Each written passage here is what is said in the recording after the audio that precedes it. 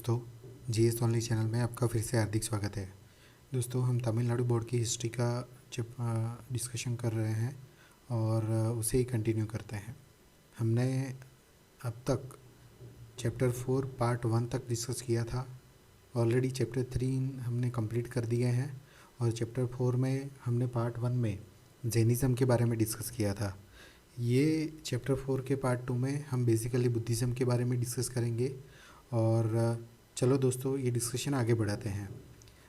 आप सबका बहुत बहुत शुक्रिया ये चैनल को जुड़ने के लिए। और अगर आपको लगता है कि हम थोड़ा सा भी आपको योगदान कर पाएंगे, आपको कंट्रीब्यूट कर पाएंगे, आपके लर्निंग को एनहांस कर पा रहे हैं, राइट, तो ये चैनल को लाइक करें, ये चैनल को सब्सक्राइब करें, ये वीडियोस को लाइक करें और ये वीडियोस को शेयर करें।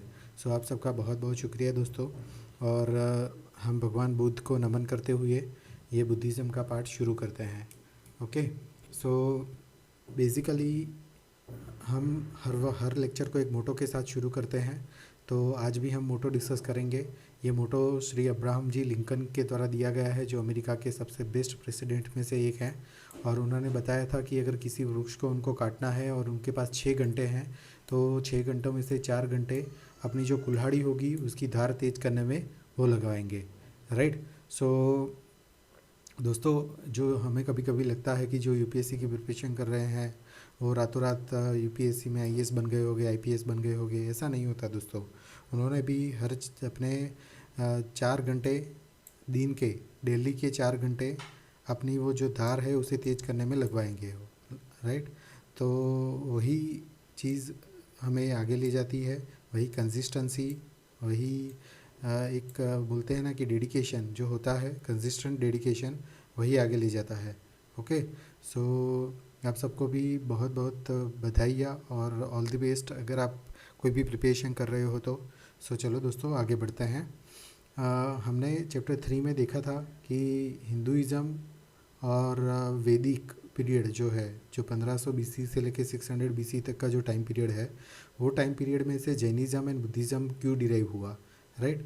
वो चैप्टर 4 के पार्ट 1 में हमने डिस्कस किया था। यहाँ पे भी पार्ट 2 में मैं भी डिस्कस कर रहा हूँ। अगर कोई सिर्फ बुद्धिज़्म पढ़ रहा है तो उसको हेल्प होगी। ओके, हम यहाँ पे देखते हैं कि वैदिक पीरियड जो हिंदुइज़्म की जो ऑर्थोडॉक्स स्कूल्स थी उसमें से ये हिट्रोडॉक्स सेक्ट क्यों आया, राइट, और जैनिज़्म और बुद्धिज़्म क्यों डिराइव हुए। पहले हम बुद्धिज़्म का टाइम पीरियड देख लेते हैं, 537 BCE, जो जैनिज़्म के 10 या 11 साल पहले का है, जो 526 BCE ऑनवर्ड्स का है। ओके, ये याद रखना, ये टाइम पीरियड भगवान बुद्ध या भगवान महावीर के जन्म का नहीं है। ये जैनिज़्म का स्प्रेड जब उन्होंने शुरू किया, उनको जब एनलाइटमेंट मिल गई, उनको जब केवल्य ज्ञान प्राप्त हो गया, उनके बाद उन्होंने जब प्रचार करना शुरू किया, ये टाइम पीरियड है। ओके, ऐसा माना जाता है कि बुद्धिज़्म जो है वो जैनिज़्म से पहले आया है। अब जो हिंदुइज़्म जो है उसमें से बुद्धिज़्म और जैनिज़्म क्यों डिराइव हुए, वो सबसे पहले देखते हैं। तो उसके कुछ रिलीजियस फैक्टर है और कुछ इकोनॉमिक फैक्टर है। अब रिलीजियस फैक्टर में कौन कौन से फैक्टर है? रिलीजियस फैक्टर में अगर हम देखें तो सबसे पहले हो गए जो हिंदुइज़्म में कॉम्प्लेक्स रिचुअल्स एंड सेक्रीफाइस थे, राइट, जो काफ़ी लोगों को समझ नहीं आ रहे थे और वो लोगों को एक्सेप्ट भी नहीं हो रहे थे। ओके, उसके बाद थे एक्सपेंसिव सेरेमनीज़। अब एक्सपेंसिव सेरेमनीज़ मतलब मैं आपको एक एग्जांपल के साथ बताना चाहूँगा कि अगर आपको कोई ब्राह्मण आके ये बोल देता है कि भाई आपको तो ये बहुत बड़ा कथा करनी पड़ेगी या यज्ञ करना पड़ेगा, तभी जाके आपको एक शांति मिल पाएगी, राइट। अब वो करने के लिए आपके पास पैसे ही नहीं है, आपके पास कथा करने के लिए पैसे नहीं है, यज्ञ करने के लिए पैसे नहीं है।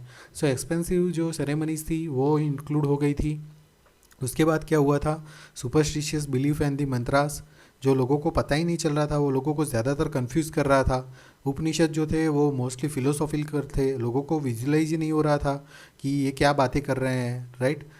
ये सारी जो चीज़ें हैं वो लोगों को ज़्यादा कंफ्यूज कर रही थी, लोगों को समझ नहीं आ रहा था।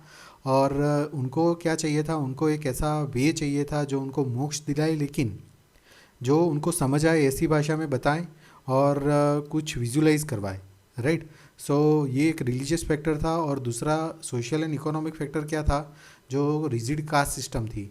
ओके, उस समय क्या था कि जो वैदिक पीरियड, जो लेटर वैदिक पीरियड था, उसमें 4 कास्ट, मतलब कास्ट सिस्टम आ गई थी, जिसमें 4 कास्ट थी, ब्राह्मणिज़्म, क्षत्रिय, वैश्य एंड शूद्र, राइट। तो उसमें हुआ क्या था, जो वैश्य लोग थे उन्होंने बिजनेस अच्छा करना शुरू कर दिया, उन्होंने ट्रेड अच्छा करना शुरू कर दिया, उनके पास पैसे बहुत आ गए, लेकिन उनकी जो सोशल सिचुएशन थी, जो सोशल स्टेटस था, वो बड़ा नहीं हो रहा था, राइट। उनमें इम्प्रूवमेंट नहीं हो रहा था, उसमें ब्राह्मणिज़म बहुत हैवी था या क्षत्रियज़म बहुत हैवी था, राइट। कुछ रीज़न हुआ हो गए जिसकी वजह से उनका स्टेटस इम्प्रूव नहीं हो रहा था। तो वो लोगों ने क्या किया, बाद में उन्होंने जैनिज़्म एंड बुद्धिज़्म को प्रेज करना शुरू किया, ओके। और जो भगवान महावीर और जो भगवान बुद्ध थे वो दोनों क्षत्रिय ही थे, ओके। सो अब चलो दोस्तों हम बुद्धिज़्म के बारे में शुरू करते हैं। और ये देखिए, ये जो है जो सम्राट अशोक के द्वारा बनवाया गया सांची का स्तूप है, राइट, जो मध्य प्रदेश में है, सांची मध्य प्रदेश में है, और वहाँ का स्तूप है one of the best Buddhist architecture in the India, okay. जो इंडिया के अगर बेस्ट बुद्धिस्ट आर्किटेक्चर हमें ढूंढने हैं तो ये सबसे बेस्ट बुद्धिस्ट आर्किटेक्चर में से एक है जो सम्राट अशोक ने अपने टाइम पीरियड के दौरान बनवाया था, ओके। सो बुद्धिज़्म में चाइना में भी बहुत है, जापान में भी बहुत है, पूरे एशियन कंट्रीज़ अगर हम देखें तो उसमें बुद्धिज़्म बहुत स्प्रेड हुआ था दोस्तों, ओके। सो एक आर्टिकल में पढ़ रहा था 2-3 दिन पहले ही, तो एक बुद्धिज़्म के बारे में एक चाइना में एक जगह के बारे में डिस्कशन किया था। ये जगह का नाम है चेंगडू, CHENGDU, ओके, चेंगडू, वो जगह का नाम है चेंगडू। और वहाँ पे एक बुद्धा का स्टैचू है, ओके। वो बुद्धा का स्टैचू लेशन जायंट बुद्धा के नाम से जाना जाता है। अब ये जो स्टैचू है, अब देखिए, वो पूरा एक ही पर्वत में से कोतरा गया है, ओके, एक ही स्टोन में से उसको कार्विंग की गई है, ओके। सो ये बहुत ही अच्छा और बहुत ही बड़ा स्टैचू है। ऐसा माना जाता है कि एक ही स्टोन में से कार्विंग किया गया ये वर्ल्ड का सबसे टॉलेस्ट स्टैचू है, ओके। सो भगवान बुद्ध का, सो ये चाइना में है, ओके। चलो दोस्तों अब बुद्धिज़्म के बारे में आगे डिस्कशन करते हैं। Buddhism is the world's 4th largest religion. आज भी काफ़ी सारी बुद्धिज़्म में बिलीव करने वाले लोग हैं, अगर जापान में हम देखें या इंडोनेशियन कंट्रीज़ में देखें, राइट। सो वहाँ पे बुद्धिज़्म में बिलीव करने वाले बहुत से लोग हैं। और बुद्धिज़्म की शुरुआत कहाँ से हुई थी, भगवान बुद्ध का जन्म कहाँ पे हुआ था, तो लुम्बिनी करके एक जगह है, आप देख सकते हैं, ये रही, वो नेपाल में है अभी, लेकिन इंडो नेपाल बॉर्डर पे ही है, लेकिन उसको लगता नेपाल है, ओके। ये इंडिया है और ये नेपाल है दोस्तों, और इंडो नेपाल बॉर्डर पे ही है लुम्बिनी करके जगह, जहाँ पे भगवान बुद्ध का जन्म हुआ था, ओके। और भगवान बुद्ध ने जो उनको जब एनलाइटमेंट प्राप्त हुआ, जब उनको ज्ञान प्राप्त हुआ, बाद में उन्होंने लोगों को ज्ञान देना शुरू किया दोस्तों। तो वो जो शुरू किया था उसको बोलते थे धर्मचक्र परावर्तन। हम आगे देखते भी हैं इसको टर्म्स को ज़्यादा। और ये जो मुद्रा है वो भगवान बुद्ध की, जब वो धर्मचक्र परावर्तन मतलब जब ज्ञान दे रहे थे तब की मुद्रा है, ओके। ऐसी भगवान बुद्ध की 10 मुद्राएं हैं। और वो सारी मुद्राएं जब हम आर्ट एंड कल्चर डिस्कस करेंगे तब वो सारी मुद्राएं डिटेल में डिस्कस करेंगे, क्योंकि हम यहाँ पे हिस्ट्री पे फोकस है हमारा, तो हम वो मुद्राएं यहाँ पे डिस्कस नहीं कर रहे हैं। लेकिन ये जो मुद्रा है, याद रखना, धर्मचक्र परावर्तन मुद्रा, जो भगवान बुद्ध जब अपना पहला ज्ञान दे रहे थे 5 ब्राह्मण को, तब की ये मुद्रा है। सो भगवान बुद्ध के बारे में और बुद्धिज़्म के बारे में हम डिस्कशन करते हैं, जिसमें एक टेम्पल है जो लुम्बिनी नेपाल में आया हुआ है, और ये टेम्पल माया देवी टेम्पल के नाम से प्रसिद्ध है। अब कभी कभी एग्ज़ाम में ये पूछ लेते हैं कि माया देवी टेम्पल किसके रिलेटेड है, हिंदुइज़्म, जैनिज़्म, बुद्धिज़्म, या और कोई नाम दे दिया है, या none of the above, right. तो माया देवी टेम्पल हमें देख के ऐसा लगता है कि वो किसी देवी का टेम्पल होगा, जो हिंदुइज़्म की जो गॉडेस होती हैं उनका टेम्पल होगा, राइट। लेकिन ऐसा नहीं है दोस्तों। माया देवी टेम्पल जो नेपाल के लुम्बिनी में है वो बुद्धिज़्म से रिलेटेड है, वो बुद्धिस्ट टेम्पल है, ओके। और दूसरी एक बात, ये यूनेस्को की वर्ल्ड हेरिटेज साइट भी है, ओके। सो बहुत ही इंपॉर्टेंट लोकेशन है। अब भगवान बुद्ध के बारे में हम डिस्कस करते हैं दोस्तों। भगवान बुद्ध को सिद्धार्थ गौतमा के नाम से भी जाना जाता है। उनका बचपन का नाम था सिद्धार्थ, ओके। और he was the founder of the Buddhism. उन्होंने बुद्धिज़्म की शुरुआत की थी, जिनको हम लॉर्ड बुद्धा के नाम से भी जानते हैं। उनका जन्म कब हुआ था, 567 BCE, right. So before Christ era उनका जन्म हुआ था 567 में। कहाँ पे, लुम्बिनी गार्डन, जो मैंने आपको मैप में बताया, कपिल वस्तु नेपाल में, ओके। और उनकी डेथ कब हुई थी? उनकी डेथ हुई थी 483 BCE, कुशीनगरा, मल्ला रिपब्लिक, यूपी। मतलब उनका जन्म नेपाल में हुआ था, राइट, और उनकी डेथ कहाँ पे हुई थी? इंडिया में, नेपाल में। ओके, सो ये चीज़ याद रखना दोस्तों। और जब भगवान महावीर की डेथ हो गई थी तब ऐसा माना जाता है कि उनको मोक्ष प्राप्त हो गया था। अब जो उनकी डेथ का टाइम है उसे बुद्धिज़्म में बोलते हैं परिनिर्वाणा और महापरिनिर्वाण, राइट। दोस्तों, बुद्धिज़्म जब हम पढ़ रहे हैं किसी यूपीएससी या जीपीएससी या और कोई एग्ज़ाम के लिए, तो ये जो टर्म्स हैं वो एक बार समझ लेना बहुत ज़रूरी है, राइट। क्योंकि एग्ज़ाम पॉइंट ऑफ व्यू ये टर्म्स ही पूछते हैं कि महापरिनिर्वाण मतलब बुद्धिज़्म में क्या, राइट। तो जो डेथ के बाद जब भगवान महावीर को मोक्ष प्राप्त हो गया था, वो संसार, कर्म, रिबर्थ, उसकी जो साइकिल है वो साइकिल से मुक्त हो गए थे, राइट। अगर आपने कहीं पढ़ा है, आपको थोड़ा सा ज्ञान है, तो आपको पता ही होगा कि भाई हमारी जब डेथ हो जाती है तो हमारी जो आत्मा होती है वो एक बॉडी से दूसरी बॉडी लेती है, मतलब वो रिबर्थ होता है हमारा, राइट। लेकिन जब भगवान महावीर की डेथ हुई तो उनकी जो आत्मा थी उसको कंप्लीट रिलीज मिल गया था संसार से, कर्म से, रिबर्थ से, और ये सारे जो स्कंद से, वो सारे संघ से उसको मुक्ति मिल गई थी। ओके, मतलब वो सिचुएशन को परिनिर्वाणा बोलते हैं या महापरिनिर्वाण बोलते हैं। ओके, और ये महापरिनिर्वाण और निर्वाणा सिचुएशन उसे ही प्राप्त होती है, मतलब मोक्ष उसे ही प्राप्त होता है जिसको एनलाइटमेंट और द निर्वाणा प्राप्त होता है। ओके, मतलब जिसको ज्ञान मिल जाता है, जिसको एनलाइटमेंट हो जाती है अपनी लाइफ में, राइट, वही महापरिनिर्वाण सिचुएशन में एंटर होता है, उसी को मोक्ष मिलता है। ओके, ये बुद्धिज़्म की फिलोसॉफी है। और उनकी जब एनलाइटमेंट और निर्वाण उनको कब मिला था? उनको जब उनकी एज 35 साल की थी, तब वो पीपल के पेड़ के नीचे, या बोधि ट्री जिसे अभी बोलते हैं बोध गया में, राइट, जिसे बोधि ट्री भी अभी जाना जाता है। बोध गया कहाँ पे है? बिहार में, राइट। तो वो जो पीपल के पेड़ के नीचे बैठ के जब वो ध्यान धर रहे थे तब उनको ये एनलाइटमेंट प्राप्त हुआ। एनलाइटमेंट का मतलब होता है ज्ञान प्राप्त हुआ, और वही सिचुएशन को क्या बोलते हैं? निर्वाणा। सो निर्वाणा मतलब ज्ञान प्राप्त होना। परिनिर्वाणा या महापरिनिर्वाण का मीनिंग होता है moksha after the death, right. और उन्होंने जब उनको ज्ञान प्राप्त हो गया, उनको एनलाइटमेंट हो गई, उसके बाद उन्होंने अपनी पहली सेरेमनी सारनाथ में दी थी, राइट। उन्होंने अपना पहला ज्ञान कहाँ पे दिया था? सारनाथ में दिया था, और उसको क्या बोलते हैं? धर्मचक्र परावर्तन। वो सिचुएशन को क्या बोलते हैं? धर्मचक्र प्रवर्तन। ओके, सो धर्मचक्र प्रवर्तन का बुद्धिज़्म में क्या मीनिंग है? धर्मचक्र प्रवर्तन का बुद्धिज़्म में मीनिंग है जब भगवान बुद्ध ने अपना पहला ज्ञान, अपना फर्स्ट शेरमैन कहाँ पे दिया था? सारनाथ में दिया था। 5 ब्राह्मण लोग थे, उनको दिया था। वो सिचुएशन को क्या बोलते हैं? धर्मचक्र प्रवर्तन। ओके, सो याद रखना ये सारे टर्म्स, परिनिर्वाण, निर्वाण, धर्मचक्र प्रवर्तन, ये सारे टर्म्स याद रखना बहुत ज़रूरी है दोस्तों। अब हम देखते हैं कि भगवान बुद्ध जब थे तब मगध में किसका शासन था? मगध ही सबसे बड़ा जनपद था उस वक्त।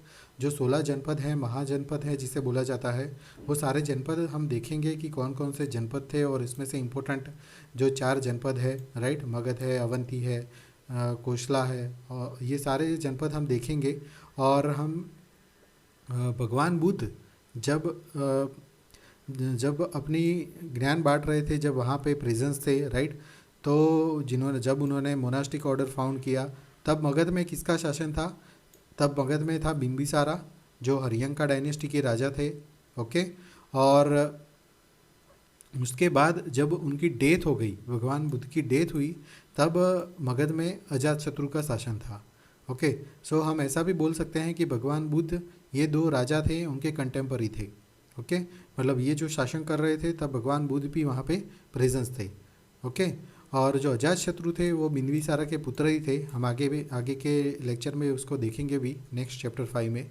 ओके, सो बस इतना याद रखना कि मगध में ये बिंबिसारा एंड अजातशत्रु दोनों भगवान बुद्ध के कंटेम्पररी थे। ओके, नेक्स्ट भगवान बुद्ध की फैमिली के बारे में डिस्कस करते हैं। भगवान बुद्ध के फादर का नाम था शुद्धोधन, और जो शुद्धोधन राजा थे वो शाक्य क्लान से बिलोंग करते थे। अब जो शाक्य क्लान है वो कोई किंगडम नहीं था बड़ा। ओके, वो ऐसा माना जाता है कि एक ट्राइब थी, ओके, जो नेपाल के लुम्बिनी में रहती थी। और उसके जो राजन हुआ करते थे, जो हमने पहले भी डिस्कस किया थी कि ट्राइब के राजन होते थे, वो शुद्धोधन थे। ओके, सो जो बुद्धा है इसलिए उनको तो शाक्य मुनि भी बोला जाता है, शाक्य और सका मुनि भी बोला जाता है, राइट। सो उनके फादर का नाम था शुद्धोधन, जो शाक्य क्लान से बिलोंग करते थे। उनकी माता जी का नाम था माया देवी, और उनकी डेथ जब भगवान बुद्ध की बर्थ हुई तभी उनकी डेथ हो गई थी। ओके, सो भगवान बुद्ध को पालने का काम किसने किया था? भगवान बुद्ध को पालने का काम किया था उनकी एक स्टेप मदर, जो उनकी आंट थी, जिनका जिनका नाम था महाप्रजापति गौतमी। ओके, सो महाप्रजापति गौतमी ने भगवान बुद्ध को पाला था, उनको पोस के बड़ा किया था, इसलिए उनको गौतम बुद्ध भी बोलते हैं।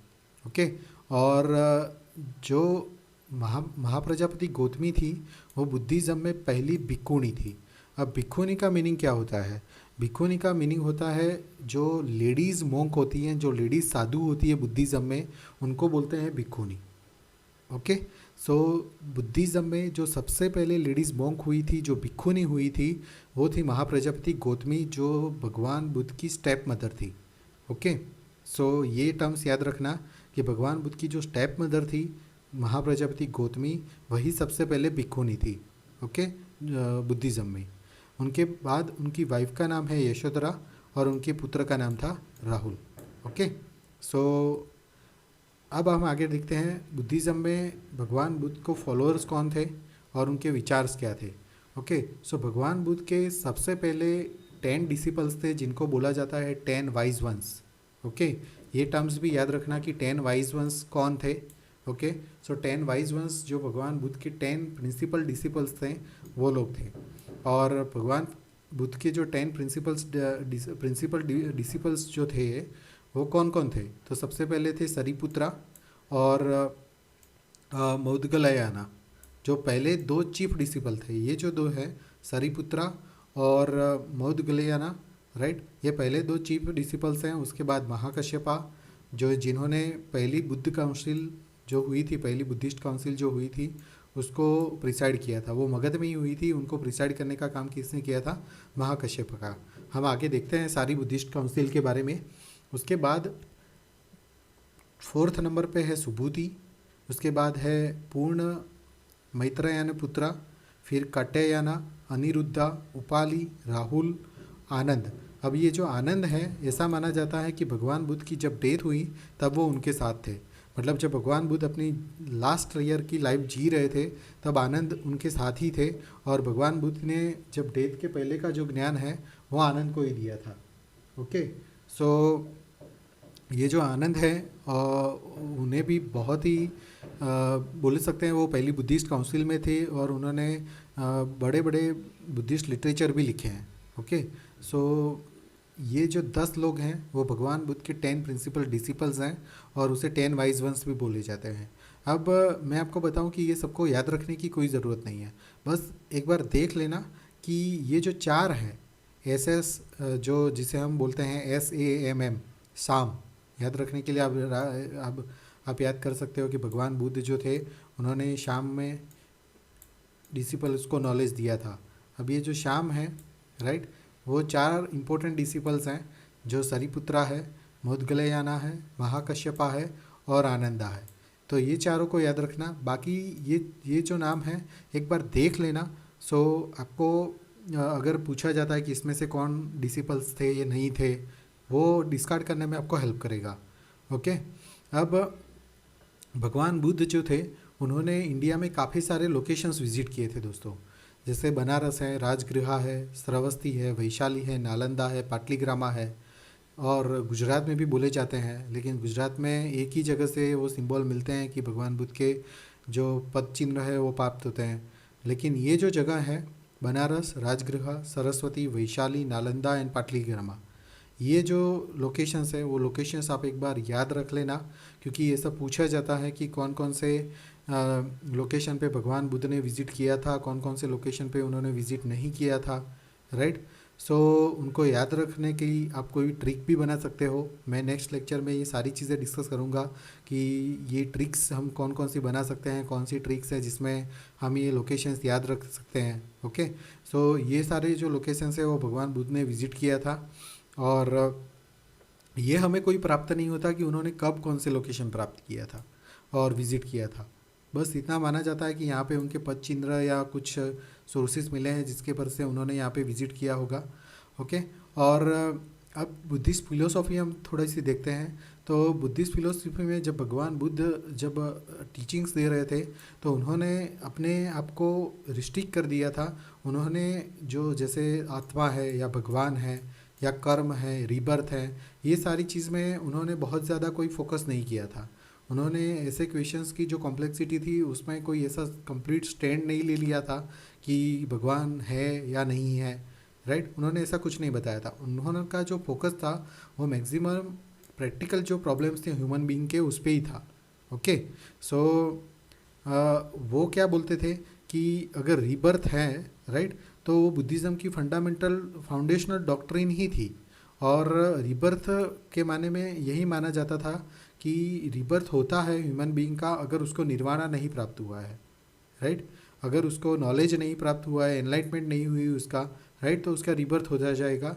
और जब रीबर्थ कब नहीं होगा, जब उसको मोक्ष प्राप्त हो जाएगा, जो मैंने आपको बताया आगे। ओके, सो कर्म, निर्वाणा, मोक्षा, ये सारी जो रीबर्थ उसमें वो बिलीव करते थे। और वो भी बताते थे कि रीबर्थ जो है और कर्म जो है, और जैसे आप कर्म करोगे उसके बेस पे आपका रीबर्थ होगा। ओके, अगर आपको निर्वाणा मिल गया है, एनलाइटमेंट हो गई है, तो आपका मोक्ष हो जाएगा, राइट, और आपका रीबर्थ नहीं होगा। सो ये चार चीज़ें थी। अब भगवान बुद्ध जब छोटे थे तब वो एक बार अपनी सिटी में विज़िट करने निकले थे। तब वो मॉन्क नहीं बने थे, तब उन्होंने उनको एनलाइटमेंट नहीं हुआ था। इवन उनको एनलाइटमेंट के लिए जाने का भी प्रेरणा नहीं मिली थी। तब वो अपनी सिटी में अपने जो रथ के सारथी हैं उनके साथ घूम रहे थे। तब उन्होंने चार लोगों को देखा, और चार लोगों में सबसे पहला कौन था, तो ओल्ड मैन था, जो उन्होंने पहले रास्ते में सॉरी दोस्तों, उनको पहले रास्ते में एक ओल्ड मैन मिले, राइट। सो ओल्ड मैन को उन्होंने देखा और उनको लगा कि उन्होंने पूछा सारथी को कि ये क्या है, तो उन्होंने बताया कि भाई जब एज होती है तब आपको बूढ़ा तो होना ही है। फिर उन्होंने सिक को देखा, मतलब एक बीमार आदमी को देखा। फिर उन्होंने डेड बॉडी को देखा, और उसके बाद उन्होंने साधु को देखा। तो उन्होंने सारथी को पूछा कि ये साधु क्या कर रहे हैं, तो वो बोल रहे हैं कि वो सारे सुख दुख के मुक्त होके बस ये ध्यान धर रहे हैं, और वो नॉलेज प्राप्त करने का प्रयत्न कर रहे हैं, राइट। तो भगवान बुद्ध को भी लगा कि अगर हमें मरना तय है, राइट, अगर हमें बीमार होना तय है, बूढ़ा होना तय है, राइट, तो फिर ये लाइफ का क्या मीनिंग है। वही सोच के उन्होंने अपना घर का त्याग कर दिया था। और उन्होंने जो घर का त्याग किया, वो जो टर्म है वो टर्म को क्या बोलते हैं, Mahabhinishkramana in the Buddhism. Okay, so the turning of the wheel of the law. Okay, Mahabhinishkramana जो है वो क्या है कि भगवान बुद्ध ने जब ज्ञान प्राप्त करने के लिए अपना घर छोड़ा, वो जो सिचुएशन है उसे बुद्धिज़्म में क्या बोलते हैं, महाविनिष्क्रमण। ओके, सो ये टर्म भी याद रखना, मैंने इसीलिए इसको ब्लू कलर में बताया है कि ये जो टर्म है महाविनिष्क्रमण, उसका मीनिंग वो ये होता है कि भगवान बुद्ध ने जब चार साइड्स को देखा तब उन्होंने घर छोड़ दिया था ज्ञान प्राप्त करने के लिए। वही सिचुएशन को बोलते हैं महाविनिष्क्रमण। ओके, और भगवान बुद्ध के पहले गुरु कौन थे, तो अलर कलम was the first Guru of the भगवान बुद्धा। उन्होंने भगवान बुद्ध को उपनिषद के बारे में बताया और मेडिटेशन के बारे में बताया कि आप मेडिटेशन से कैसे दुख को दूर कर सकते हो।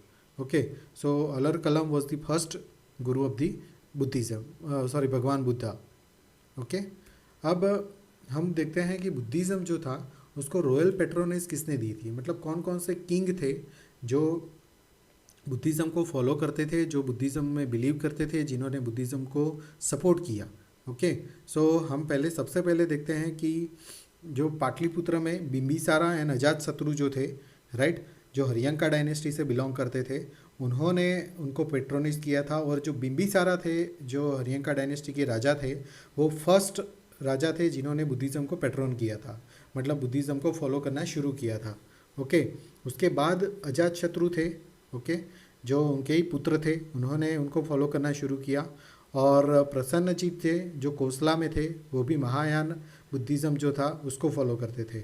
अब हम आगे ज़्यादा डिटेल में डिस्कस करते हैं, लेकिन मैं आपको एक बात बता देता हूँ कि बुद्धिज़्म में दो तरह के बुद्धिज़्म है, महायाना, हीनयाना, राइट। और भी है थेरावादा, जैन, लेकिन जो मेन दो है महायान एंड हीनयान, राइट। तो यहाँ पे ये डिस्कस करना ज़रूरी है कि कौन से राजा ने कौन से तरह के बुद्धिज़्म को पैटर्न किया था। तो जो बिम्बिसारा एंड अजातशत्रु थे, उन्होंने महायान को फॉलो किया था। प्रसन्नजीत जो कोसला के राजा थे, उन्होंने भी महायान को फॉलो किया था। उसके बाद और ये जो दो राजा थे, ये तीन, बिंदिसारा, अजातशत्रु एंड प्रसन्नजीत, ये कंटेम्पररी थे भगवान बुद्ध के। मतलब जब भगवान बुद्ध जिंदा थे, अपनी टीचिंग स्प्रेड कर रहे थे, जब वो खुद प्रेजेंट थे, तब ये तीनों राजा थे, बिम्बिसारा, अजातशत्रु एंड प्रसन्नजीत। ओके। और कुछ राजा जो हैं जिन्होंने बुद्धिज़्म को फॉलो किया, लेकिन वो कंटेम्पररी नहीं थे, राइट। ऐसे राजा में माने जाए तो कनिष्क थे जो कुषाण डायनेस्टी से थे, उन्होंने महायान को फॉलो किया था। उसके बाद अशोका जो थे, वो पाटलिपुत्र में जो अशोका, सम्राट अशोक जिन्हें बोला जाता है। अब याद रखना है कि सम्राट अशोक जो थे वो हीनयान के फॉलोअर थे। ओके। हीनयान महायान के बारे में मैं आपको डिटेल में डिस्कस करता हूँ दोस्तों आगे, लेकिन याद रखना कि जो सम्राट अशोक थे, उन्होंने कौन से तरह के बुद्धिज़्म को स्प्रेड किया था, उन्होंने हीनयान बुद्धिज़्म जो था उसको स्प्रेड करने का काम किया था। ओके। और उसके बाद जो थे हर्षवर्धन, जो जिसे सम्राट हर्षवर्धन भी बोले जाते हैं, जो थानेश्वर में राजा थे, कनौज जिनका बाद में कैपिटल बना था, राइट। सो सम्राट हर्षवर्धन पहले हीनयान के बुद्धिज़्म में थे, बिलीव करते थे, लेकिन जब वो ह्यूएन सांग को मिले, तब ह्यूएन सांग ने उनको महायान में कन्वर्ट कर दिया था। ओके। सो याद रखना दोस्तों कि ह्यूएन सांग हर्षवर्धन के टाइम पे इंडिया में विज़िट कर रहे थे, और उन्होंने हर्षवर्धन को, जो हर्षवर्धना जो हीनयान में बिलोंग करते थे, उनको महायान में कन्वर्ट करने का काम किया था। ओके। सो ये जो राजा है, ये जो किंग्स हैं, उन्होंने रॉयल पैट्रोनेज दी थी बुद्धिज़्म को। याद रख लेना कौन कौन उनके कंटेम्पररी है, कौन कौन उनके कंटेम्पररी नहीं है, लेकिन ये सारी टर्म्स याद रखना बहुत ज़रूरी है दोस्तों। So this was the about the Buddhism's royal patron. Okay. अब हम आगे देखते हैं भगवान बुद्ध की टीचिंग्स पे। भगवान बुद्ध ने जो अपनी टीचिंग्स दिए थे, उसमें उन्होंने 4 नोबल ट्रूथ बताए थे और 8 फोल्ड पाथ बताया था एनलाइटमेंट के लिए, कि अगर आपको मोक्ष प्राप्त करना है, अगर आपको नॉलेज प्राप्त करना है, तो आपको ये जो 8 फोल्ड पाथ है उसको फॉलो करना पड़ेगा। ओके। सो पहले हम देखते हैं कि वो 4 नोबल ट्रूथ कौन कौन से थे। तो उनके सबसे पहले जो नोबल ट्रूथ था कि सफरिंग, मतलब दुख, is the essence of the world. मतलब दुनिया में कोई ऐसा नहीं है जिसको दुख नहीं है, राइट। हर एक को दुख है, और दुख गुजराती में આપણે કહીએ तो दुख એ સંસારનો સાર છે, राइट। सो हर एक को अपना अपना दुख होता ही है। और दूसरा बताया उन्होंने कि एवरी सफरिंग हैज़ अ कोज, मतलब कोई भी, अगर आपके पास कोई भी आपको दुख है तो उसका कोई एक रीज़न होगा, बिना रीज़न के कोई दुख नहीं हो सकता। ओके। और इसको क्या बोलते हैं, समुद्या। ओके। सो और उन्होंने बाद में बताया कि सफरिंग कुड बी एक्सटिंग्विश, मतलब कोई भी दुख होता है वो हम रिमूव कर सकते हैं, उसको दूर कर सकते हैं। ओके। सो उसको बोलते हैं निरोध। और उसके बाद उन्होंने बताया कि अगर आपको दुख दूर करना है तो आपको अष्टांग मार्ग को फॉलो करना पड़ेगा, राइट। अठंग मार्ग जो है, या अष्टांग मार्ग जिसे बोलते हैं, 8 फोल्ड पाथ जिसे बोलते हैं, राइट, उसको फॉलो करना पड़ेगा। कि अगर आप वो 8 फोल्ड पाथ को फॉलो करते हैं तो आपका दुख दूर हो सकता है। सो ये 4 नोबल ट्रूथ हैं कि दुख दुनिया में है ही, बिना दुख के दुनिया नहीं हो सकती। हर एक दुख का कोई एक रीज़न होता है, दुख को दूर कर सकते हैं। अगर दुख को दूर करना है तो आपको अष्टांग मार्ग को फॉलो करना पड़ेगा। ओके। अब वो अष्टांग मार्ग क्या है वो हम देखते हैं, जिसे बोलते हैं कि interconnected activities related to the knowledge, conduct and the meditative practices, right. So right view, right intention, right speech, right action, right livelihood, right mindfulness, right effort, right concentration, right. So ये जो 8 path हैं, वो 8 path आप एक बार याद कर लेना, ये बहुत ही इंपॉर्टेंट चीज़ है। और उसको याद करने की ट्रिक पे मैं आपको, जब बुद्धिज़्म और जैनिज़्म के एमसीक्यू हम डिस्कस करने वाले हैं, तब मैं आपको ये सारी चीज़ें बताऊंगा कि इनको कैसे याद कर सकते हैं। अभी मैं आपको थियोरेटिकल बता रहा हूँ कि right view, right intention, right speech, right action, right livelihood, right mindfulness, effort, concentration, ये सारे 8 फोल्ड पाथ हैं जो अगर आपको एनलाइटमेंट लेना है, आपको दुख दूर करना है, तो इनको फॉलो करना पड़ेगा। ओके, सो भगवान बुद्ध ने अपना कोई स्टेटस, ये मैंने आपको आगे भी बताया कि उन्होंने ऐसा कभी नहीं बताया कि गॉड एग्जिस्ट करते हैं कि नहीं। Okay, neither except nor reject the existence of the God. उन्होंने साउल के बारे में भी यही बताया था कि साउल डज नॉट एग्जिस्ट, लेकिन उन्होंने अहिंसा पे फोकस किया था। उन्होंने अहिंसा पे बहुत ही भार दिया था। उनका यही मानना था कि अहिंसा को फॉलो करना चाहिए, राइट। सो स्टिल उन्होंने साउल के बारे में ऐसा बताया था, आत्मा के बारे में, कि आत्मा डज नॉट एग्जिस्ट। ओके, ये थोड़ा सा कंफ्यूजिंग स्टेटमेंट है, लेकिन टेक्स्ट बुक में यही बताया है कि साउल डज नॉट एग्जिस्ट, ऐसा भगवान बुद्ध का स्टैंड था। लेकिन उन्होंने रिबर्थ पे तो फोकस किया था, रिबर्थ में वो मानते थे। तो वो साउल के बारे में पता नहीं, काफ़ी सारी बुक में मैंने देखा ये यही बताते हैं कि साउल डज नॉट एग्जिस्ट, ऐसा भगवान बुद्ध का मानना था। ओके, सो हमें एमसीक्यू पॉइंट ऑफ व्यू यही याद रखना है, अगर साउल के बारे में बताया गया है, आत्मा के बारे में, कि भगवान बुद्ध का मानना था कि Saul does not exist. Okay, और दूसरी ये बात थी कि उन्होंने बताया था कि अगर कोई भी इंसान दुखी है तो उसकी डिपेंड है उसके कर्म पे, कि उसने कैसे कर्म किए हैं। ओके, अगर उसने अच्छे कर्म किए हैं तो उसको मोक्ष प्राप्त हो सकता है, और अगर उसने अच्छे कर्म नहीं किए हैं तो उसके रिबर्थ भी हो सकता है। ओके, नेक्स्ट बुद्ध भगवान के टीचिंग को ही कंटिन्यू करते हैं हम। अब एक यहाँ पे आप देखिए कि उनका एक मोटो है या उनका एक कोट है कि inner peace begins the moment you choose not to allow another person और event to control your emotions, right. So उनका जो फोकस था मेनली वो इनर पीस पे था, कि आपको अंदर से शांति मिलनी चाहिए। ओके, नेक्स्ट उन्होंने बताया था कि जो भगवान बुद्ध जो थे वो लोगों के प्रिय इसलिए हो गए थे क्योंकि उन्होंने सबको लव का पाठ पढ़ाना शुरू कर दिया था। ओके, उन्होंने लोगों को बताया था कि आपको बिल्कुल गुस्सा नहीं आना चाहिए, आपको कोई तिरस्कार की भावना नहीं आनी चाहिए, इवन दो आपको कोई भी कितना भी उकसाए। Okay, so no anger and hatred even in the gravest provocations. Okay, आपको कितना भी उश्केरा जाए, आपको कोई भी गुस्सा या तिरस्कार नहीं आना चाहिए, आपके मन में सिर्फ लव होना चाहिए, राइट। सो ये जो टीचिंग्स थे बुद्धिज़्म के, वो लोगों को लगा कि हाँ ये सही बात है। अगर ये बता रहे हैं कि अगर हम गुस्सा नहीं करेंगे, किसी के साथ तिरस्कार नहीं करेंगे, राइट, तो हम लोगों को अगर प्यार करेंगे, राइट, तो हमें मोक्ष प्राप्त हो सकता है, हमें परम शांति मिल सकती है, राइट। सो अहिंसा से हमें शांति मिल सकती हैं। ये जो चीज़ें हैं वो लोगों को विजुलाइज होना शुरू हो गया था। भगवान बुद्ध की टीचिंग्स लोगों को ज़्यादा प्रैक्टिकल लग रहे थे।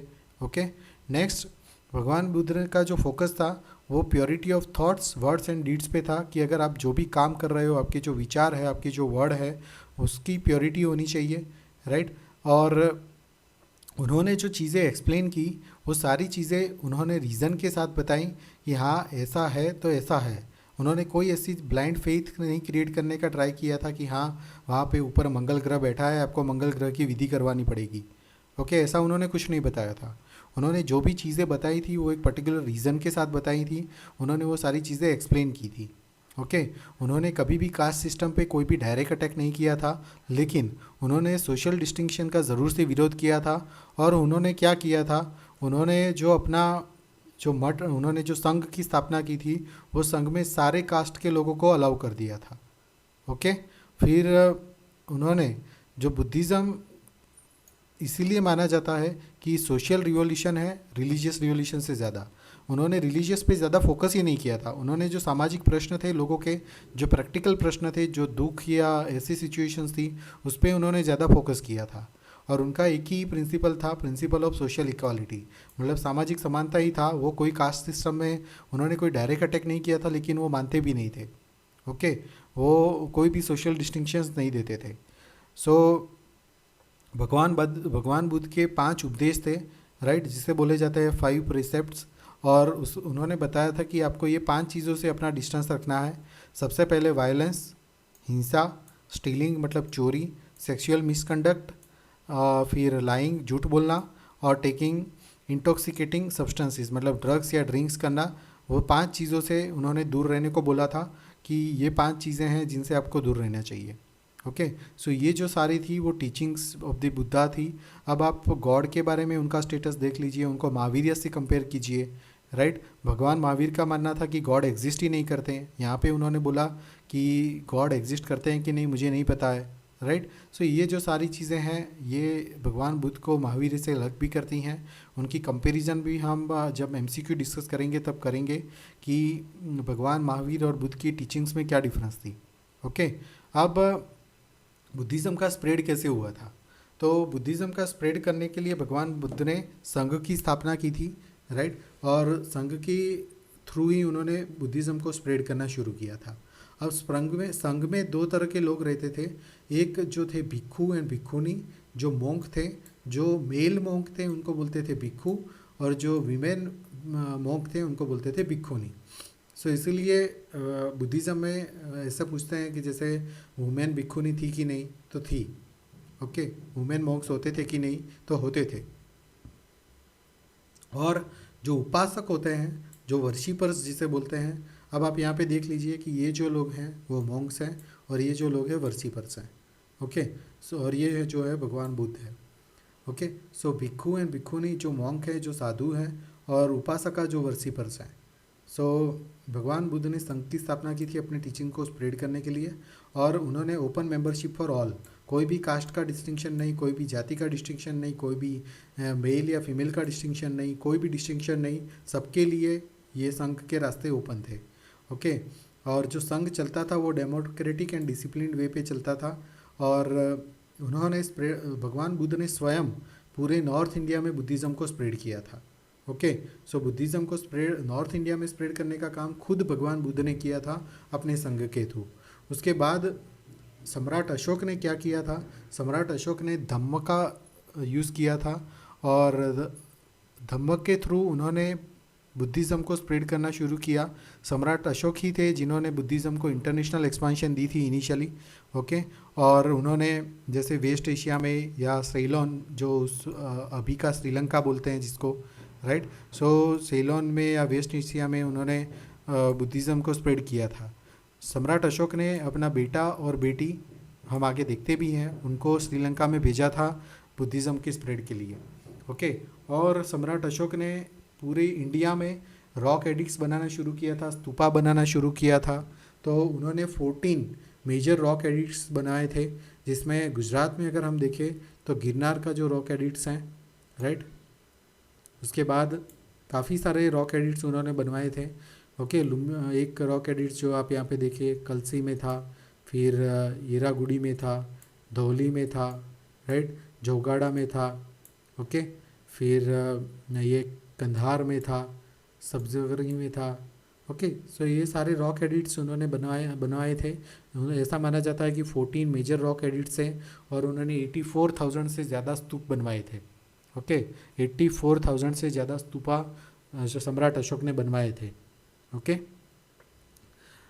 अब बुद्धिज़्म इंटरनेशनली कैसे एक्सपांड हुआ, तो ये ग्राफ बताता है, ये जो पिक्चर है कि यहाँ पे आप देखिए कि बुद्धिज़्म इंडिया से शुरू हुआ था, ये उसका स्टार्टिंग लोकेशन है। बाद में वो तिब्बत में गया, और यहाँ पे सम्राट अशोक ने श्रीलंका में भेजा था, और उन्होंने वेस्ट एशिया में भी स्प्रेड करने का काम किया था,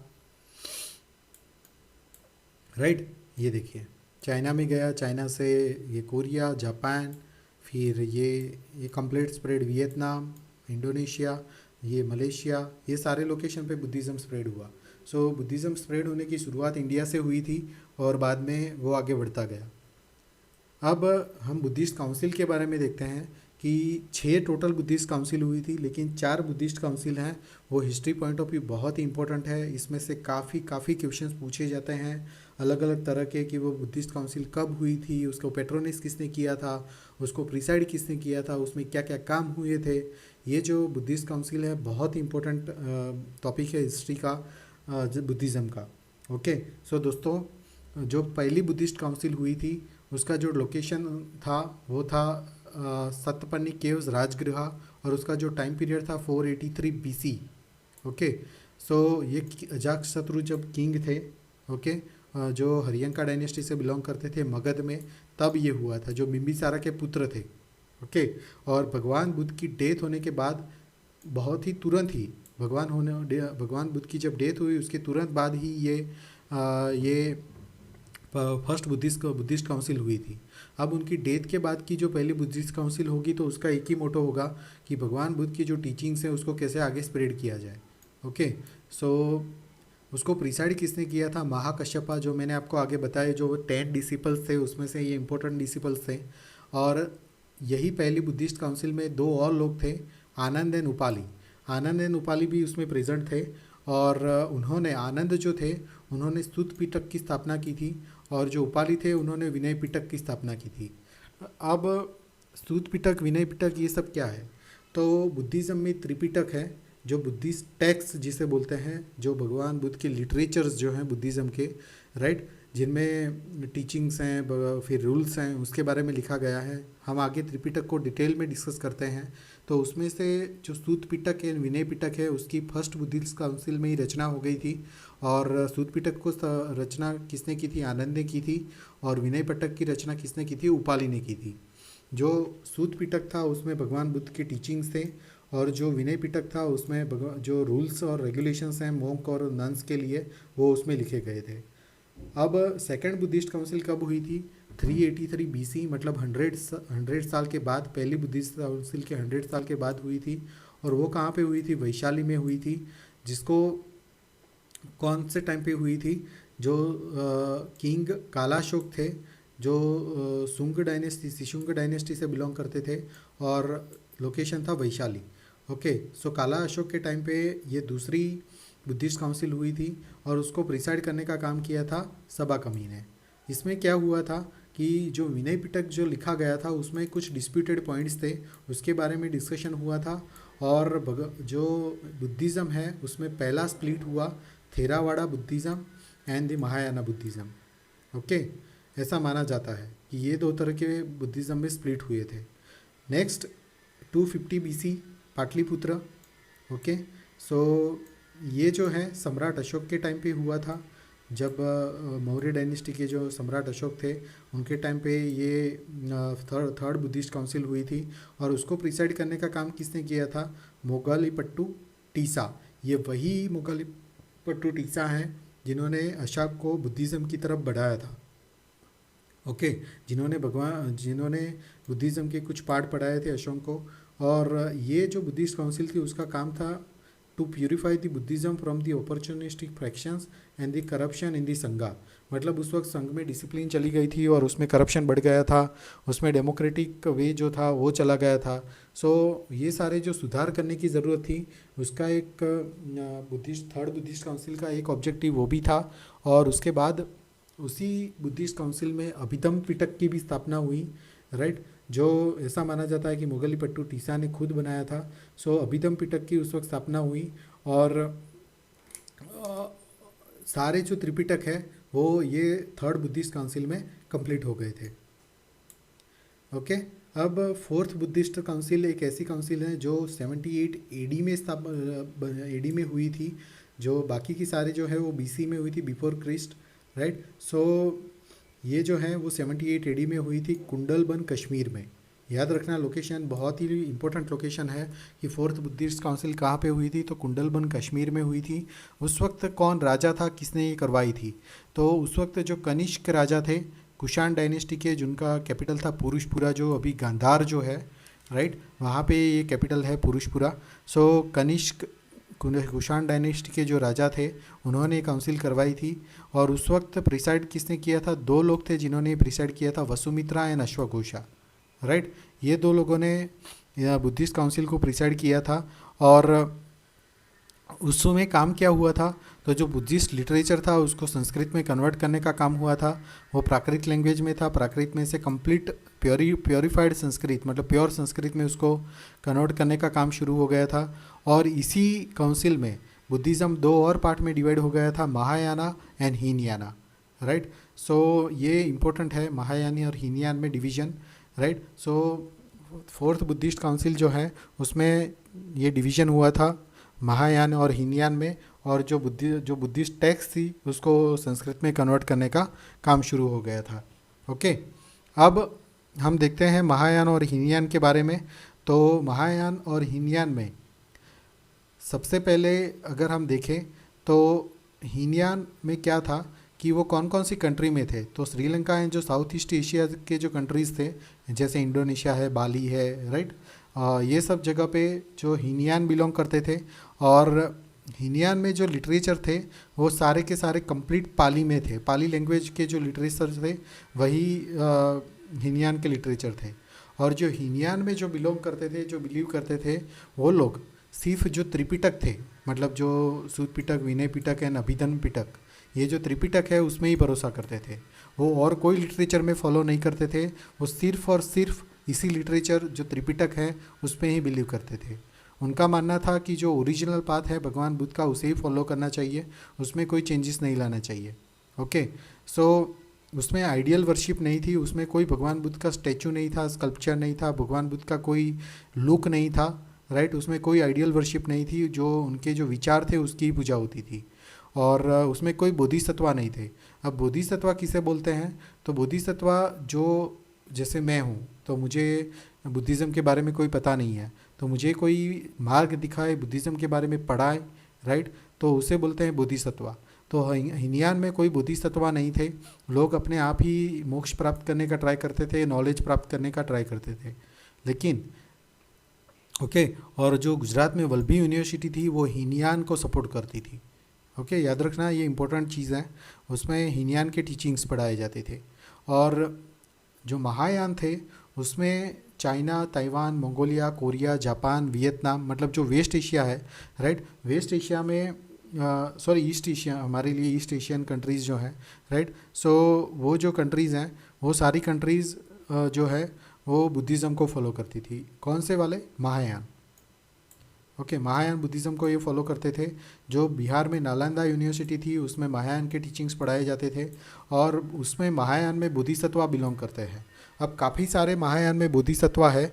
मैंने यहाँ पे एक इम्पोर्टेंट बोधिसत्व का नाम रखा है, उसकी फ़ोटो रखी है, सो आपको पता चल पाए। अवलोकितेश्वरा या तो पद्मपानी बोधिसत्वा, ये उनकी स्टैचू है जो नालंदा बिहार में है, राइट। जो नालंदा यूनिवर्सिटी जब डिस्ट्रॉय हुई तब ये स्टैचू वहाँ से मिला था दोस्तों, जो अवलोकितेश्वरा और दी पद्मपानी जो बोधिसत्वा है, राइट। और उन्होंने मतलब याद रखना कि बोधिसत्वा जो लोग हैं वो महायान में हैं, हीनयान में नहीं है। ओके, और त्रिपिटक प्लस अदर लिटरेचर में वो भरोसा करते थे, जैसे महायान सूत्रास करके दूसरे जो टेक्स्ट हैं जिसमें ये सारे लोग भरोसा करते थे, महायान के लोग जो थे, फॉलोअर्स जो थे। उसके बाद आइडियल वर्शिप में वो बिलोंग करते थे, मतलब भगवान बुद्ध का स्टैचू था, भगवान बुद्ध के स्कल्पचर्स थे, राइट, उनका गॉड की तरह एक मूर्ति हुआ करती थी, उसको वो आइडियल वर्शिप शुरू हो गया था। और literature in the different language, वो अलग अलग भाषा के लिटरेचर को फॉलो करते थे। ये डिफरेंस एक बार याद रख लेना हीनयान और महायान का। हीनयान को पहले थेरावाड़ा भी बोलते थे, राइट, लेकिन अभी अभी कुछ स्कॉलर्स का मानना ये भी है कि ये दोनों अलग चीज़ें हैं। ये हमें ज़्यादातर डिटेल में जाने की ज़रूरत मुझे नहीं लगती है। ये जो हीनयान और महायान का डिफरेंस जो है वही हमें जानना बहुत इंपॉर्टेंट है। ओके, सो सबसे पहले इंपॉर्टेंट डिफरेंस याद रखना कि ये सिर्फ त्रिपिटक में बिलोंग करते थे, ये त्रिपिटक प्लस अदर लिटरेचर को भी बिलीव करते थे। इसमें बोधिसत्वा है, इसमें बोधिसत्वा नहीं है। ओके, और ये जो है वो श्रीलंका और साउथ ईस्ट एशियन कंट्रीज़ में थे, और ये जो है ईस्ट एशियन कंट्रीज़ में थे। ओके, सो ये सारी जो चीज़ें हैं उस पर थोड़ा सा फोकस कर लेना दोस्तों। अब बुद्धिज़्म श्रीलंका में भी स्प्रेड हुआ था। मैं इसलिए ये रख रहा हूँ क्योंकि ये काफ़ी टाइम एग्जाम में पूछते हैं श्रीलंका के बारे में। ओके, सो बुद्धिज़्म इन दी श्रीलंका किसने स्प्रेड करना शुरू किया? तो जो सम्राट अशोक थे उनके बेटा और बेटी को उन्होंने श्रीलंका में भेजा था। उनके बेटे का नाम था महिंदा, राइट। उन्होंने दीपवंश करके एक कंप्लीट पाली टेक्स्ट को कंपोज किया था, राइट। सो दीपवंश और महावंश नाम के दो लिटरेचर बोल सकते हैं, दो टेक्स्ट बोल सकते हैं, और दो तरह के बुद्धिज़्म भी बोल सकते हैं। ओके, जिनकी स्थापना सम्राट अशोक के बेटे महिंदा और उनकी पुत्री जो थी संघमित्रा, वो दोनों ने मिलके उसकी स्थापना की थी। ये देखिए संघमित्ता, उनकी बेटी का नाम था संघमित्रा। ओके, उन्होंने बुद्धिज़्म को श्रीलंका में स्प्रेड करना शुरू किया था। ओके, सो श्रीलंका में से दो तरह के बुद्धिज़्म मिलते हैं, दीपवंशा एंड महावंशा, राइट। और उनको स्प्रेड करने का काम किया था महिंदा, जो सम्राट अशोक के बेटे थे, और संघमित्रा, जो सम्राट अशोक की बेटी थी, राइट। और उस वक्त श्रीलंका में किंग कौन थे? देवनामप्रिय तीसरा, जो कंटेम्परी थे कंटेम्परी थे सम्राट अशोक के। और उन्होंने भी बुद्धिज़्म को स्प्रेड किया था, बुद्धिज़्म को फॉलो किया था, बुद्धिज़्म को अडॉप्ट किया था। ओके दोस्तों, और जो संघमित्रा थे, जो भगवान बुद्ध की बेटी थी, उन्होंने भिक्खुनी संघ की स्थापना की थी श्रीलंका में। और ऐसा माना जाता है कि संघमित्रा ने देवनामप्रिय तीसरा से मिलके जो ये बोधि ट्री है, श्रीलंका में भी है, राइट, उसकी स्थापना की थी। श्रीलंका में अनुराधापुरा करके एक जगह है, वहाँ पे उन्होंने ये बोधि ट्री की स्थापना की थी।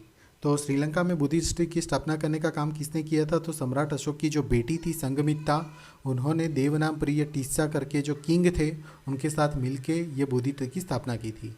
सो श्रीलंका में दो तरह के बुद्धिज़्म, दीपवंशा, महावंशा, और उसके बाद ये जो बोधि ट्री की स्थापना जो सम्राट अशोक के थे बेटा थे महिंदा, और सम्राट अशोक की जो बेटी थी संघमित्रा, ये दोनों ने मिल के श्रीलंका में बुद्धिज़्म को स्प्रेड करने का काम किया था।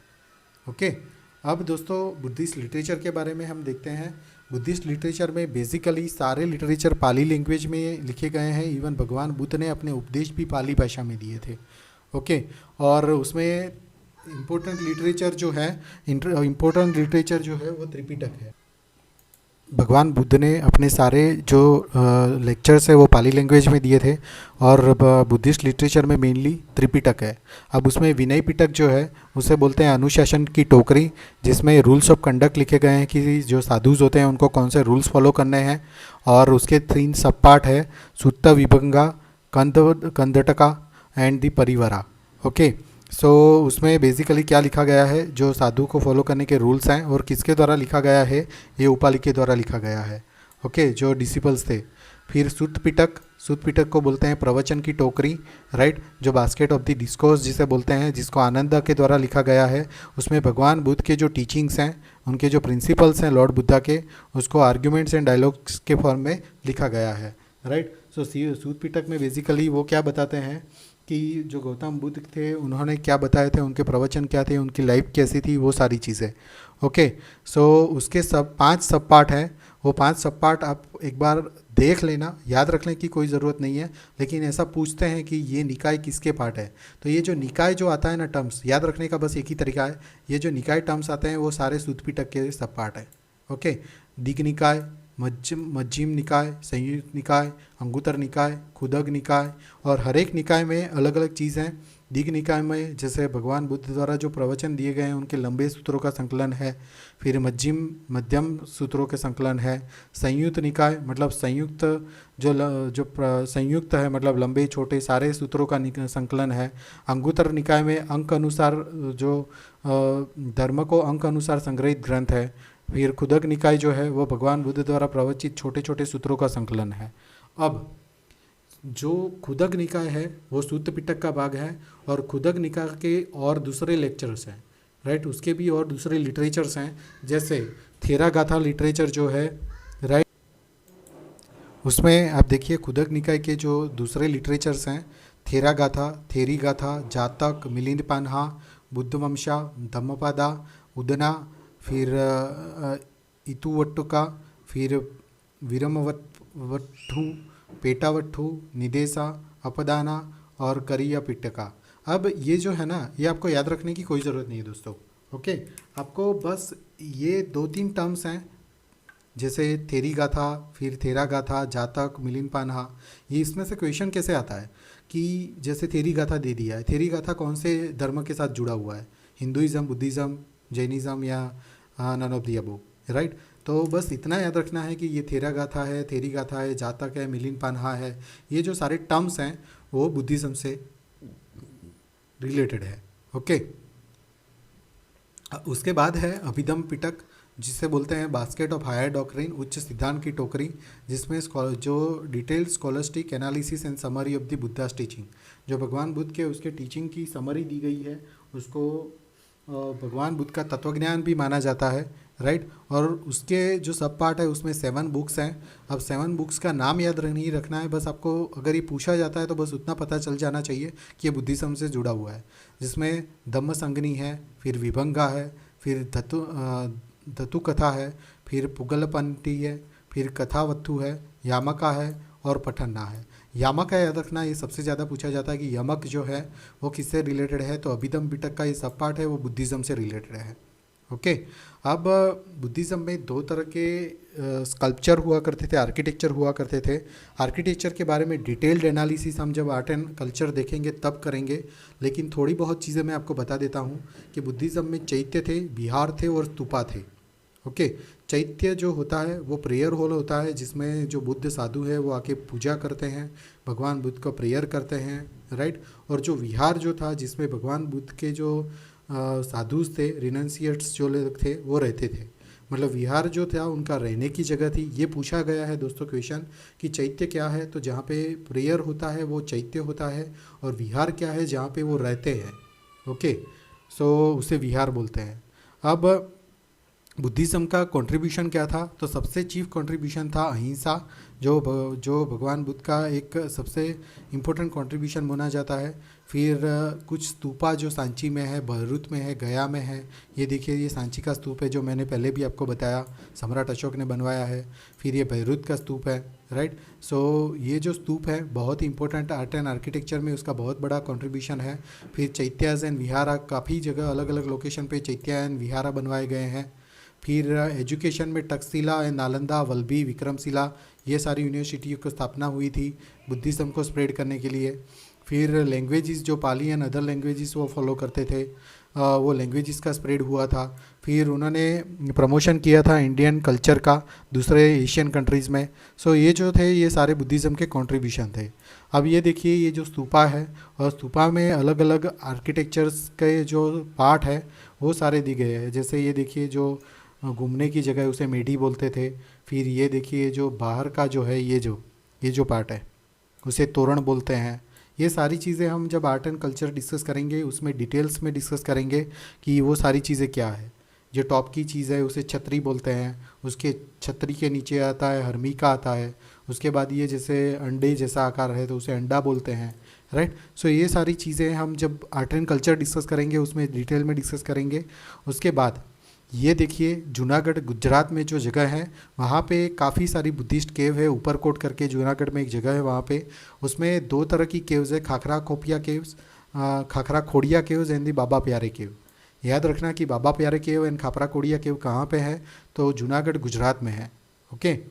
उसके बाद बुद्धिज़्म को स्प्रेड इतना ज़्यादा क्यों हुआ, राइट। आप देखिए कि बुद्धिज़्म बहुत स्प्रेड हो गया है और उसकी रीज़न यही थी कि भगवान बुद्ध जो थे उनकी मैग्नेटिक पर्सनालिटी थी, लोग उनकी पर्सनालिटी से काफ़ी प्रभावित हुए थे। उन्होंने जो लैंग्वेज पाली लैंग्वेज को फॉलो किया उसके वो इतनी टफ नहीं थी, लोग इजीली समझ पा रहे थे। उन्होंने कोई भी कास्ट का डिस्टिंक्शन के बगैर सबको अपने संघ में जगह दी थी। फिर जो संघ जो थे वो पूरे डेमोक्रेटिक और डिसिप्लिन तरीके से चलते थे। फिर जो साधुस जो थे, जैन बुद्धिज़्म के जो साधुस थे, उन्होंने पूरे इंडिया में, पूरे आउट ऑफ इंडिया में उन्होंने विज़िट की, उनको बुद्धा की टीचिंग को स्प्रेड करने का काम किया, राइट। और उनको काफ़ी रॉयल पेट्रोनेज भी मिली बिंबिसारा, अजातशत्रु, अशोका, कनिष्क और हर्ष जैसे राजाओं के द्वारा, राइट। सो ये कुछ रीज़न है जिसके थ्रू बुद्धिज़्म बहुत ही स्प्रेड हुआ। दोस्तों, उड़ीसा में भी बुद्धिज़्म फॉलो करते थे। आप देखिए, उदयगिरी करके जो पर्वतमालाएं हैं उड़ीसा में, वहाँ का ये एक स्तूपा का चित्र है। उसके बाद विक्रमशिला करके बिहार में एक यूनिवर्सिटी हुआ करती थी, बहुत ही बड़ी यूनिवर्सिटी थी, जो पाला डायनेस्टी जो थी उसके राजा धर्मपाला ने उसको बनवाई थी। लेकिन वो अराउंड 700 AD के अराउंड उसको बनवाया गया था दोस्तों। और बाद में जो मोहम्मद बिन बख्तियार खलजी जो थे 1193 में, उन्होंने उसको डिस्ट्रॉय कर दिया था। उसके बाद जो अजंता केव्स थी सातवाहना डायनेस्टी ने जिसको कुतराया था, एक ही पर्वतमाला में से उसको कुतराया था। आप देखिए, अजंता की बुद्धिस्ट केव्स हैं जो सातवाहना डायनेस्टी और उसके बाद वाकाटक डायनेस्टी के जो हरिसेन करके राजा थे उन्होंने उसको बनवाया था, राइट। हम जब आर्ट एंड कल्चर डिस्कस करेंगे तब डिटेल में डिस्कस करेंगे सारी गुफाओं में के बारे में, किसने क्या स्कल्पचर बनाया था, गुफा नंबर 1 to 29 या दूसरी गुफाओं जिसमें कुछ गुफा हिंदुज़म की है, कुछ जैनिज़्म की है, कुछ बुद्धिज़्म की है, अजंता की गुफा है, इलोरा की गुफा है, एलिफेंटा की केव्स जो है, राइट। सो ये सारी चीज़ें हम उस वक्त आर्ट एंड कल्चर में डिस्कस करेंगे डिटेल में दोस्तों। ओके, नेक्स्ट, बुद्धिज़्म का डिक्लाइन शुरू क्यों हो गया था। अब उसके पहले ये मैप देखिए दोस्तों कि लेटर ऑन क्या हुआ था कि ये जो कुछ, जैसे आप ये देखिए गुर्जर प्रतिहारा जो राजपूत राजा थे, उनका यहाँ पे ये जो यहाँ पे राज हो शुरू हो गया था। उसके बाद ये जो एरिया है जो इंडो गैंगटिक प्लेन है जिसमें पालाज थे, ये पाला डायनेस्टी जो मैंने आपको बताया उसके राजा बाद में राज करते थे, और ये जो थे राष्ट्रकूटा राजा थे। ओके, अब ये जो लोग थे उन्होंने बाद में क्या किया, उन्होंने बाद में हिंदुइज़्म मतलब ब्राह्मणिज़्म को फॉलो करना शुरू कर दिया था काफ़ी सारे राजाओं ने। सो रिवाइवल ऑफ द ब्राह्मणिज़्म हो गया, भगवतिज़्म की रिवाइवल हो गई। सो एक रिलीजियस कंपटीशन मिलना शुरू हो गया बुद्धिज़्म को, राइट। सो एक रीज़न ये है कि बुद्धिज़्म का डिक्लाइन का वन ऑफ द रीज़न ये भी है। उसके बाद जो भगवान महायान जो आया था उसमें आइडियल वर्शिप ज़्यादा हो गई थी और ऑफरिंग शुरू हो गई थी, तो लोगों को बस वही प्रॉब्लम फिर से शुरू हो गया था, राइट। सो फिर जो 5th एंड 6th सेंचुरी थी उसमें हुन्स के द्वारा अटैक हुए थे, और तुर्किश लोग जो थे और उन्होंने 12th सेंचुरी में अटैक किए थे।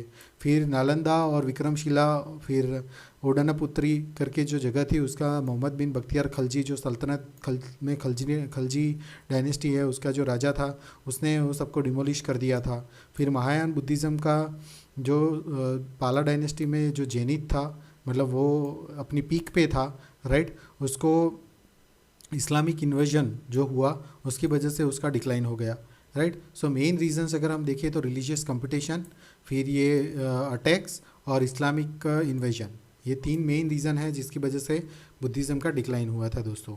ओके, सो अब एक चीज़ मैं आपको लेटर ऑन हिस्ट्री की, मॉडर्न हिस्ट्री की एक बात बताता हूँ कि एक दलित बुद्धिस्ट मूवमेंट हुई थी 1950 में के अराउंड, राइट। जो B.R.